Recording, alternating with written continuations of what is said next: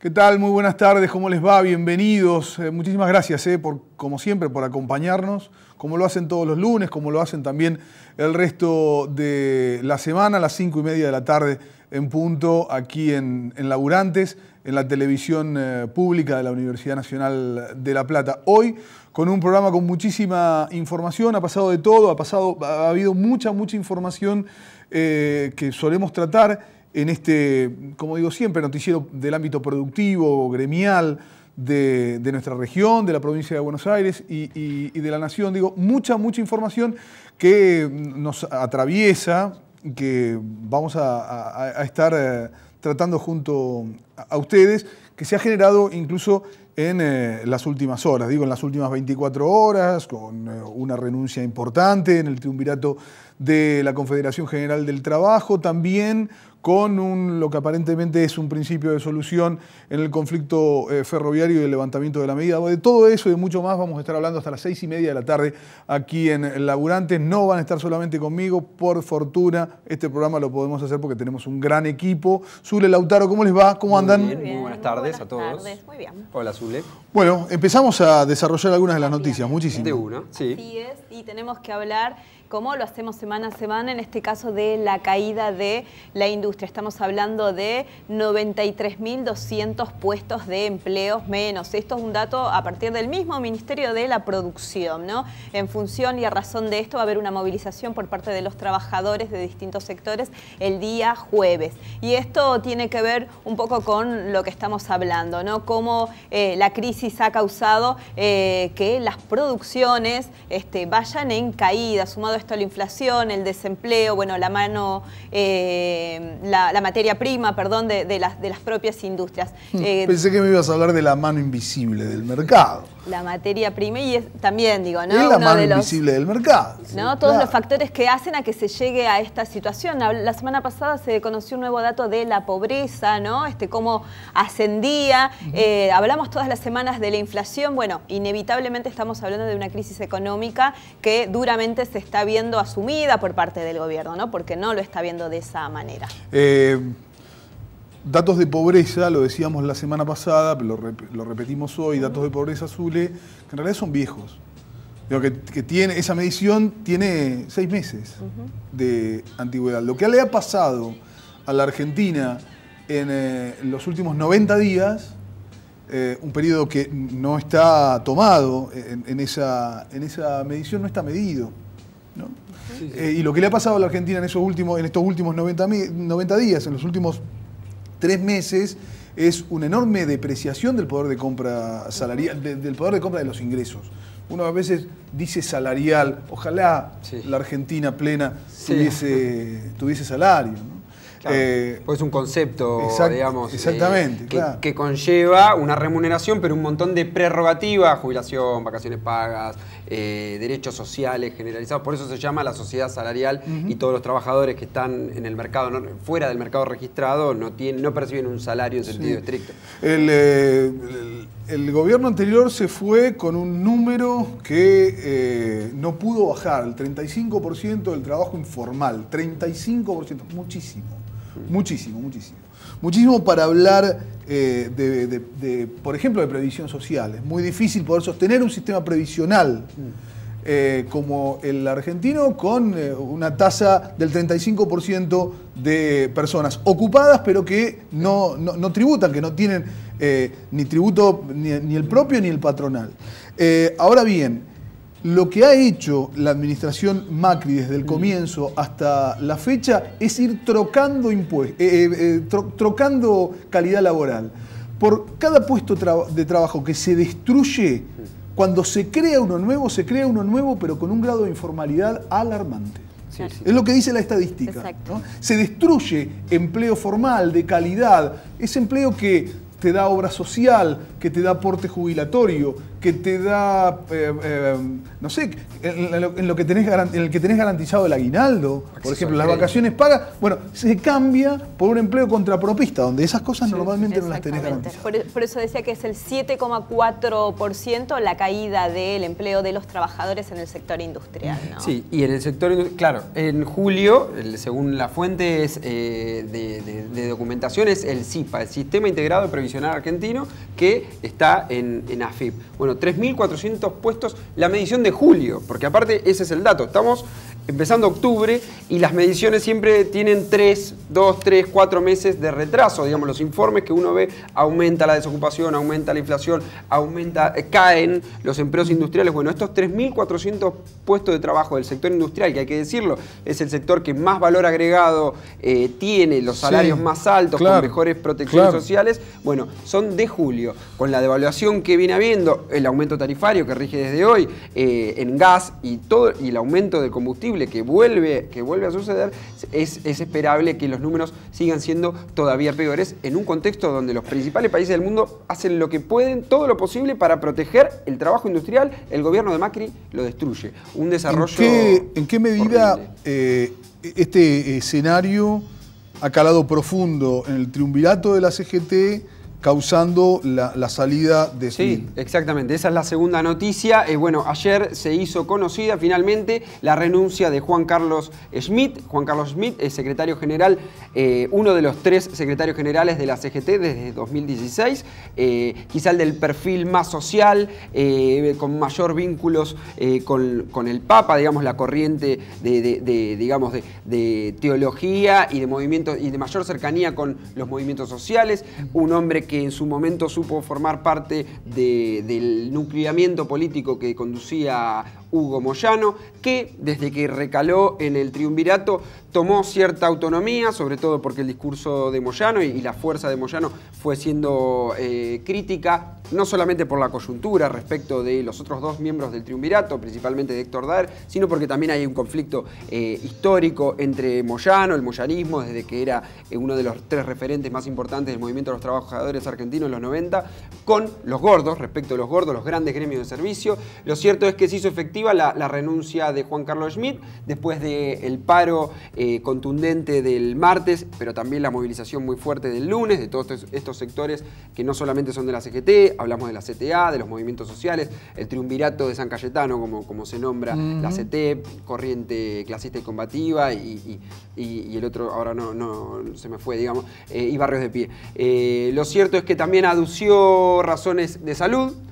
Hay que reconocer que más allá del signo político de cualquiera, no lo digo en diferencia con Schmitt, con quien comparto muchos elementos de su discurso, creo que está muy bien acertado. Es una vida, un trajín muy exigente. Juan Carlos Schmitt es uno de los triunviratos, uno de los triunviros que más recorría las regionales, y eso es un dato interesante para introducir el programa de hoy, incluso porque vamos a estar con miembros acá del sindicalismo regional. Schmitt fue uno de los hombres que más recorrió las regionales. No nos olvidemos que Pablo Moyano, gran parte de su recorrido, ahora pensando en la disputa por la conducción general de la CGT, se apoya en las regionales. Hay mucho movimiento en el sindicalismo más tradicional de las bases que se va a empezar a ver cada vez más.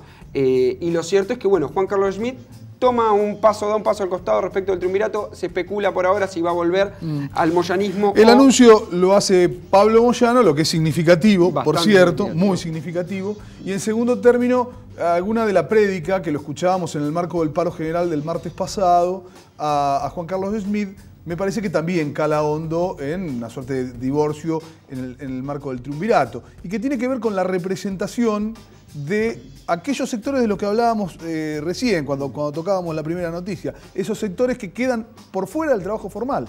Que ahí están los sectores de la economía popular, ¿no? Ahí están los trabajadores desocupados y trabajadoras desocupadas, que no han sido representados. Decía Juan Carlos Schmitt la semana pasada, entrevistado en diferentes medios, uno como gremialista, como titular del gremio que regula determinada actividad, puede no comprender a los movimientos sociales. Ahora, jamás como CGT, no se puede incorporar a los movimientos sociales. Tenemos que tener la representación de ese enorme espectro de trabajadores y trabajadoras que quedan por fuera de la representación gremial precisamente por no tener un trabajo formal, ¿no? Por lo que se dice habitualmente, tener trabajos, por ejemplo, en negro. Tercera noticia. Vamos con más información. Sí. Otro aumento. Sí, ya lo hablábamos, aumentó el gas rápidamente a un 35% a partir de hoy. Se estima que para enero la suba va a ser de un 15 y un 20% más, por lo tanto estamos hablando de un 42%.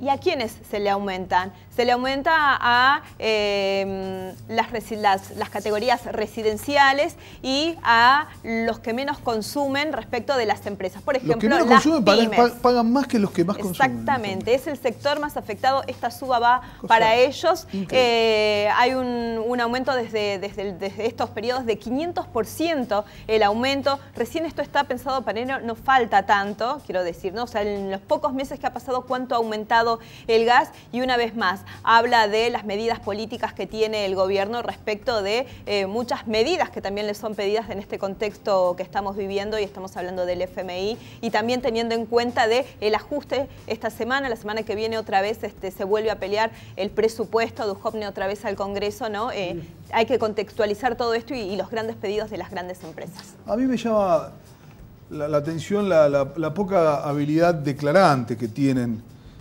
algunos de los hombres y mujeres a los que les toca gobernarnos hoy por hoy.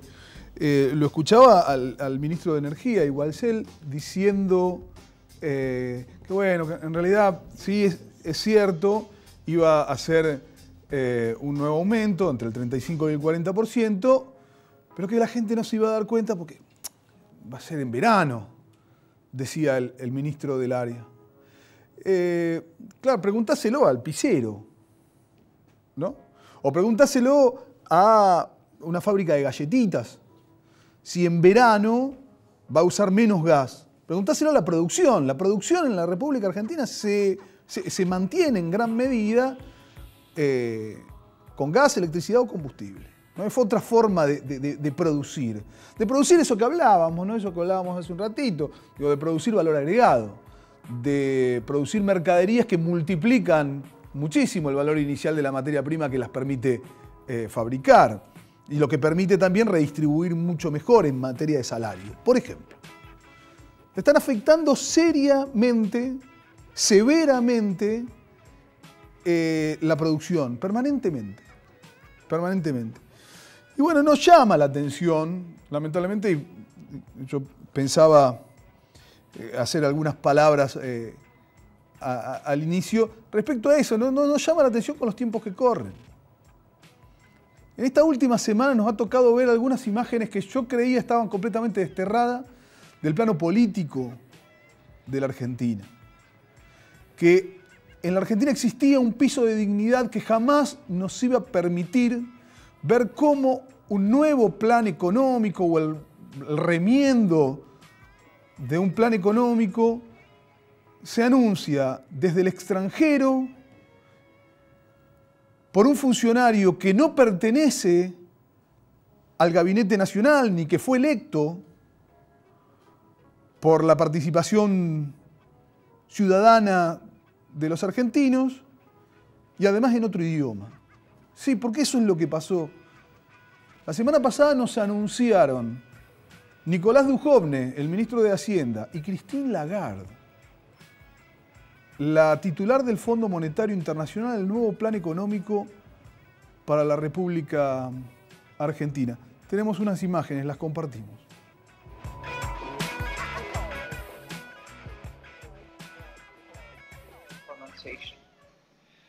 Quiero saludar al ministro Duhovne y su equipo.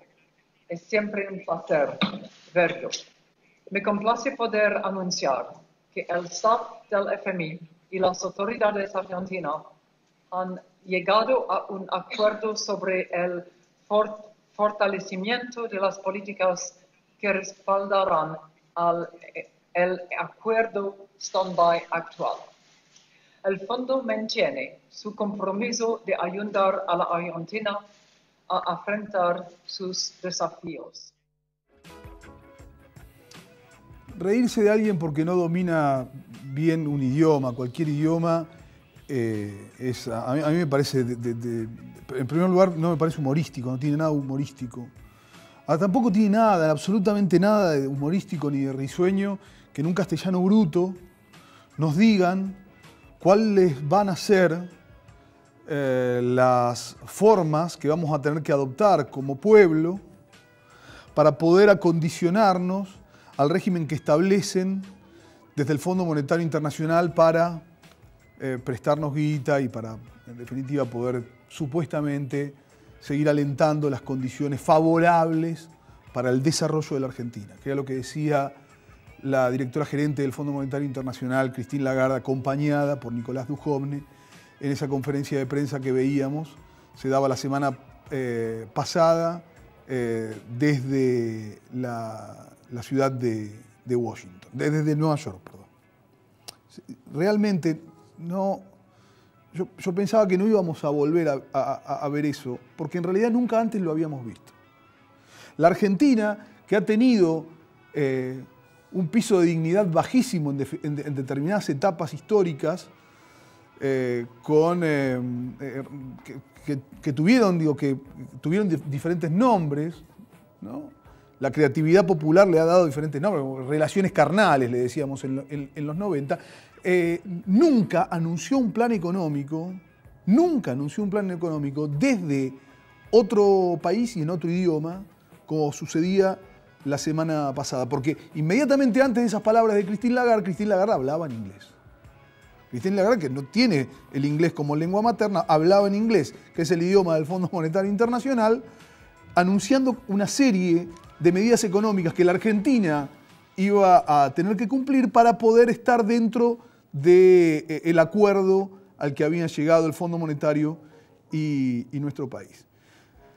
Horas después, el presidente de la Nación, Mauricio Macri, que estaba en Nueva York porque debía participar en la asamblea anual de mandatarios en Naciones Unidas, recibía un premio de una asociación de comercio del Atlántico, y en el marco de haber recibido ese premio, bueno, un poco distendido, invitaba a bailar a la señora que le entregaba el premio, bromeaba diciendo que era un buen bailarín, y después, en el discurso que tenía que dar, se permitía bromear precisamente con las relaciones, ya no sé si carnales, pero por lo menos afectivas. Y el presidente nos mostraba a todos, también,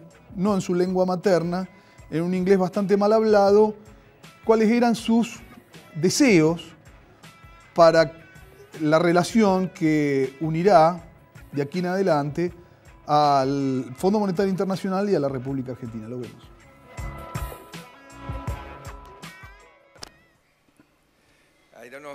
No sé cómo describirlo, porque estamos hablando de estos enamoramientos. Hemos empezado una gran relación.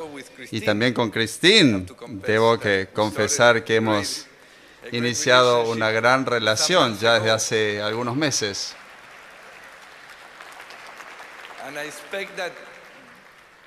Y espero que funcione muy bien y que lleve a que todo el país termine enamorado de Christine. Presidente canchero, ¿no? Que comparte amores con una señora a la que le entrega un premio y que la saca a bailar,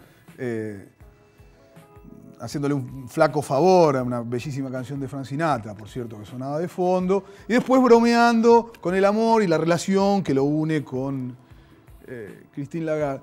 Pasan casi desapercibidas porque en la tele la ves un ratito, en el momento en el que están sucediendo, porque bueno, no, y después no la vuelven a pasar. Ahora, una bravata de Moyano, en el marco de un acto, la pasan hasta el hartazgo 250.000 veces en el día, cada vez que cada 30 minutos hay títulos. en radio, en televisión, permanentemente. Estas cosas no, las vemos ahí, las tenemos que buscar porque no las ves mucho, porque no la pasan. Pero son episodios vergonzosos de los que no se regresa. Desde lo que no se regresa de ahí. De la vergüenza no hay retorno. De la pérdida de dignidad básica no hay retorno. De eso no hay retorno. A mí no me interesa hablarle, mirar a la cámara y hablarle al presidente. Seguramente no me va a escuchar y estoy convencidísimo que hablamos idiomas diferentes. Pero sí me interesa poder comunicarme con todos ustedes para poder, expresar eso. El pisoteo a nuestra dignidad más básica, la que en un marco de soberanía mínima nos indica que no está bien que nos anuncien desde 12.000 kilómetros de distancia un plan económico que no va a traer fertilidad a la Argentina, sino que va a traer más ajuste. Ahí escuchábamos al nuevo titular del Banco Central de la República Argentina diciendo que van a provocar una sequedad de pesos tal que no podamos ir a comprar dólares y entonces de esa forma el dólar no se va a disparar. Sequedad de pesos. Cuando hablan de sequedad de pesos están diciendo que no vamos a tener guita en el bolsillo para poder mantener las mínimas básicas condiciones de vida que nos pueden llegar a aportar algo de dignidad. Es la dignidad pisoteada en todos sus escenarios, en todas sus posibilidades. No incurran tan a menudo. Yo creo que no se equivocan. Yo creo que no se equivocan. Yo creo que nada de esto es una tormenta, ni cosas que pasaron cosas. No. Es lo que vinieron a hacer. Estoy convencido desde el primer día que esto es así. Ahora, no jueguen tanto con nuestra enorme paciencia y tolerancia. No es conveniente. No es conveniente. Porque este pueblo es paciente y enormemente tolerante, pero guarda muchísimo respeto por un piso mínimo de dignidad que no está dispuesto a que lo atropellen con tanto desparpajo. No jueguen con fuego, porque cualquier brisa provoca un incendio. Esto es Laburantes.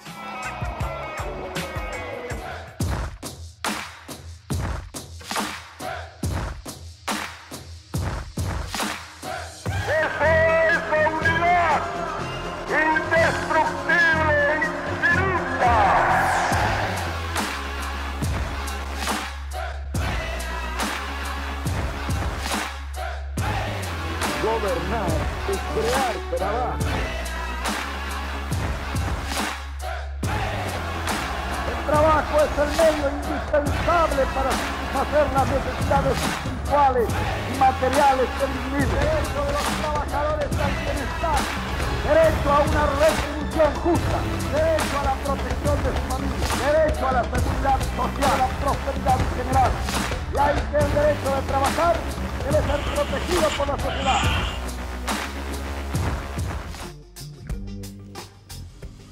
Muy bien, continuamos en Laburantes. Muchísima información para compartir con todos ustedes y con muchísima gente más. En un ratito nada más. Bueno, algo había dicho Lautaro, vamos a tener a muchísimos integrantes de la Juventud Sindical aquí en el estudio con nosotros. Ahora compartimos ¿qué? Así es, el Frente de Unidad Docente dio una conferencia de prensa porque parece que ahora el ministro Sanchezini y la gobernadora Vidal les quieren pagar cuando quieren, con una semana de retraso y otros problemas más. Nos contaron esto a las cámaras de TVU.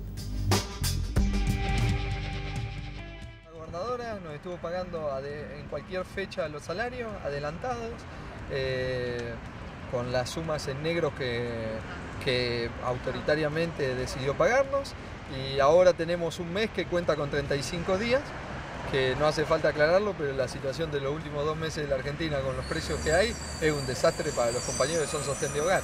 Tendríamos que haber cobrado el viernes pasado y vamos a cobrar este viernes siguiente, el viernes 5. Hoy nos encuentra con un dólar a 42 pesos con una pérdida de poder adquisitivo más del 15%, y con los docentes preguntándose por primera vez en más de 12 años cuándo es el día de cobro, y quejándose porque el cobro se corrió 5 días. Estamos en estado de alerta ante la posibilidad de cierres de institutos terciarios de gestión privada en la región, porque tenemos alumnos que quieren estudiar, docentes que quieren trabajar, pero bueno, tenemos empleadores que no dan una respuesta concreta. Reciben aporte estatal, actualmente solamente del 50% de la subvención. Sabemos que la intención del gobierno es privatizar realmente lo que es el derecho a la educación, porque lo ven como una mercancía y no como un derecho humano, pero bueno, también los empleadores debieran hacerse responsables de su situación como empleador, y bueno, de ahí que estamos viendo que accionen en favor de los trabajadores, no apostar directamente a replicar el achique y saber que quedan familias en la calle. Además venimos bregando, mayoritariamente venimos bregando ya no por nuestros salarios, sino por las escuelas que tenemos. En el caso de La Plata, tenemos 60 escuelas en este momento que no tienen gas, que comen viandas que son un desastre. O sea que los docentes, en lugar de ocuparnos en primera persona, nos estamos ocupando de ser un sostén social. El Frente de Unidad Docente Bonaerense para esta semana, asambleas por escuelas para discutir la continuidad del plan de lucha y todas esas cuestiones que fueron avanzando solos y a espaldas de los sindicatos y de los trabajadores de educación, que lo único que hacen es hacer implosionar lo que pasa en cada una de las escuelas de la ciudad de La Plata. Muy bien, hasta allí la situación en educación, el ajuste por todos lados, llega y entra absolutamente por todos lados, retaseándole ahora la fecha de cobro a buena parte de la comunidad docente. En 2 minutos después de la tanda llenamos de compañeros y compañeras este estudio y hablamos con la juventud sindical de nuestra región.